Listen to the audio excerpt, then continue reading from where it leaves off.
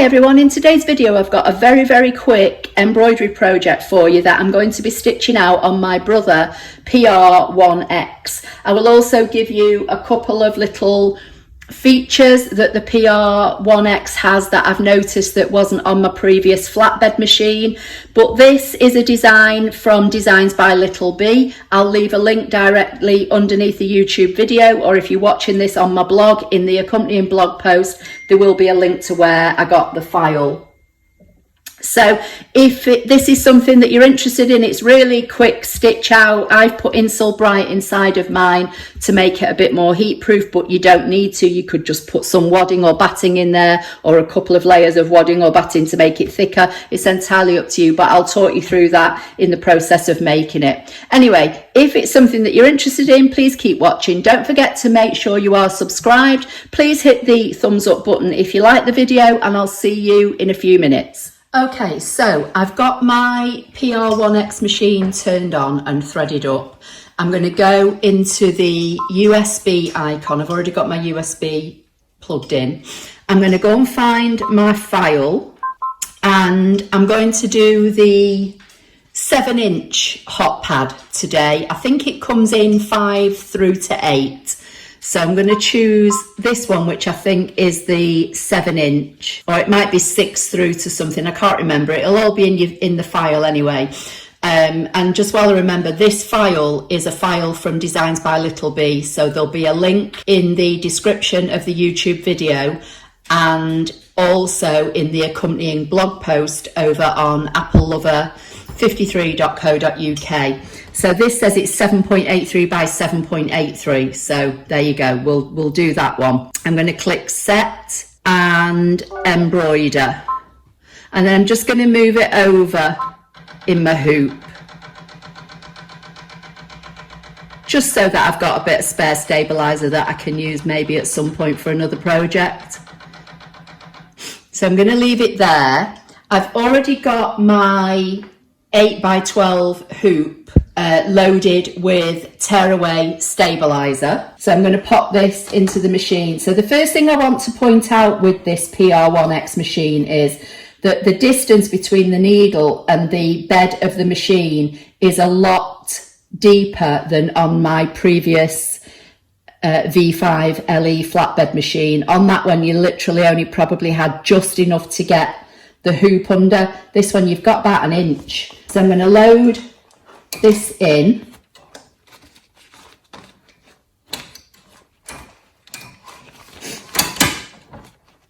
until it clicks, and these arms on your hoop have to go in a certain way, so that's why I've put R on this for the right hand side, so I know whenever I've got anything hooped in this hoop, I know that this side is always the right hand side. So that's the hoop in the arms of the machine now already. I'm going to press lock and I'm going to press go. I've got my machine threaded up with black thread, and this is going to do the placement stitch to show me where to put my batting.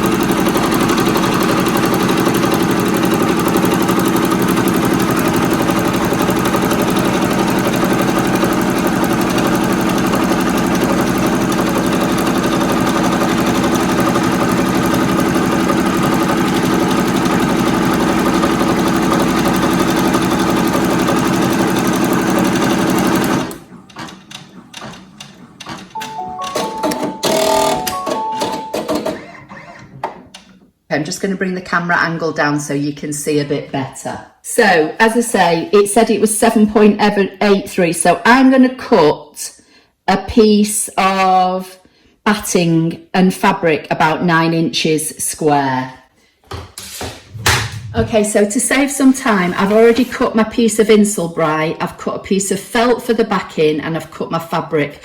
All these fabrics are around about 9 by 9 inch square or just over, and I'm using Insul Bright. I've had this years, I honestly can't remember where I bought it from. It may possibly be linked in my sewing section on my Amazon storefront. So again, on my Apple Lover 53 website, I think it's down at the bottom of the home page. It says Amazon or Amazon shop, I can't remember, or Amazon favorites. Go there, and my Amazon favorites are broken down into categories. I've got like crafts, sewing and other things. And if I've linked it, it'll be in the sewing section. I'm only using one layer of Insulbright. You can use, you know, a couple of layers, or you could use a layer of batting or wadding as well as Insulbright. My surfaces where I'm likely to use this hot pad are heat resistant anyway, so one piece is more than ample for me. And to be honest, I don't think there's a right or wrong way to put this down, so just make sure you cover all your stitch area. One thing I would say about this hot pad is there's no like satin stitch edge, so it's a bit like it has got an edge stitching, but it's a bit like a raw edge finish. So when you're cutting, cut close, but don't cut too close that you cut through your stitches. Okay, so I'm going to lock the machine and I'm going to press go, and that should now tack down the Insulbright to that stitch area.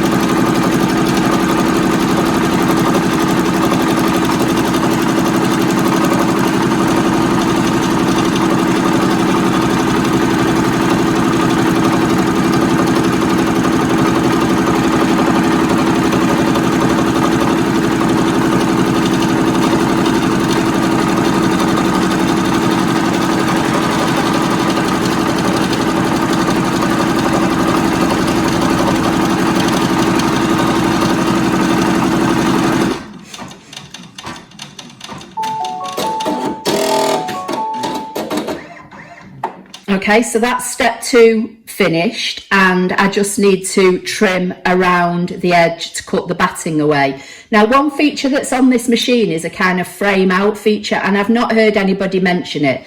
I don't know whether anybody else has or you've seen anybody mention it, but in any videos I've seen about the PR1X, I've never seen it mentioned. So I'm just going to lift the camera ever so slightly, and there's an icon here. And if I hit that icon, the frame moves out to give you more room to trim. So I'm just going to put the camera back down so you can see what's going on down here, but I'm just going to touch that icon in a minute. It looks like a piece of paper with 2 arrows going in opposite direction. It says the carriage of the embroidery unit will move. Keep your hands away from the carriage, and I'm going to say okay. And can you see it frames it out? So it brings it out so that you can cut while your hoop is still attached to your machine, rather than having to take it off and put it on your desk. Obviously, if you prefer taking your hoop out, that's entirely up to you. But sometimes, I know particularly on a flatbed, if you take your hoop in and out of the machine a lot, and you maybe move the arm when you're putting the hoop back in, it can knock your design off. So from here, I'm just going to take my curved scissors and I'm just going to cut around close to the edge, and then I'm just going to come down here. I find sometimes doing it from the bottom, not sure if you can see what I'm doing, but I'm literally holding up the wadding and I've got my scissors tucked in, and I'm just working my way around the stitching but not cutting through the fabric. And I'll be back in a minute. Okay, so that's all cut. I'm going to say okay and okay again, and that puts the carriage back now where it needs to be for the next position. So here now, I need to place my fabric. So I'm going to put my fabric over. It would help if I put it on the right side. That's it, right side up. I'm going to press lock on the machine and go, and it will now tack the fabric into place. Once it's done this step, I will frame it out and trim away the fabric as I've just done with the batting or Insel Bright.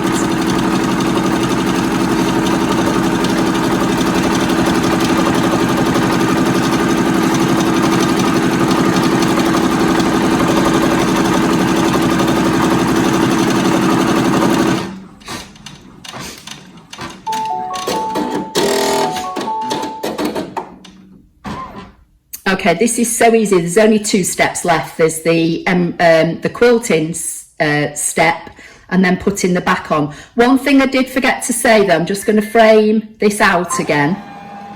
What you could do if you wanted to hang your hot pad, when you lay your top fabric down, you could put a piece of ribbon or something with the raw edges going inside and a loop coming out the top, and then put your fabric down and encase a piece of ribbon in as a hanging loop while you're doing this step. I'm not going to hang mine. I'm literally just going to keep this on top of my air fryer. And then when I pull the air fryer drawer out of the air fryer itself, I've got something to sit it on. So again, I'm going to trim. So I just need to find my scissors and start trimming. And again, because I've framed this out, it's nice and easy to get in there. I'm going to get close to the stitching, but I'm not going to get too close that I cut anything. And again, when I've done this step, I'll be back. Okay, so that's all trimmed out. Sometimes I have a tendency to cut into the stitches because I'm trying to trim that close, that I get too close and I trim, and I trim into the stitches. If you're doing a satin stitch, it's probably not too bad, because usually, if you cut a bit close, your satin stitch will normally hide any of your mistakes. But on this one, as I say, it does have a finishing stitch, but it's not a satin stitch that goes over the complete edge. So you do have to be careful. So I'm going to press OK and OK again to bring the frame back in, and now it's going to do the quilting stitch, which is just a vertical stitch on the diagonal all the way across. Now you could change your thread color here if you want to. I'm just going to kind of let the design of the fabric, be the main feature of this. So I'm just going to quilt mine in the same black thread, but obviously your design interpretation is entirely up to how you would want to stitch your project out. So I'm going to press lock on the machine and go, and it's now going to start doing the quilting.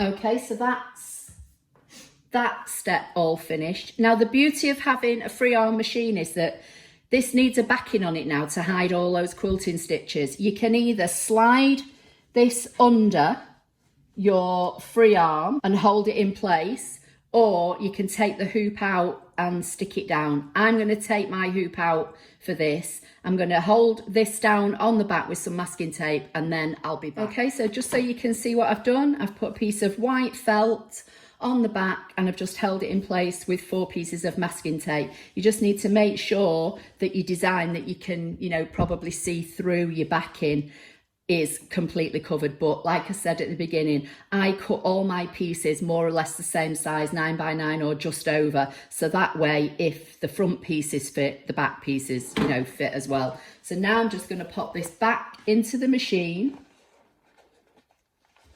making sure I've got the arm on the right side and that it's clipped in place. Has these like little buttons, if you like, on either side that once you slide the hoop in, there's little spaces where they go. So now all I need to do is hit lock on the machine, hit go, and it's just going to do another stitch all the way around to attach the back to the front. Like I say, it's not a satin stitch.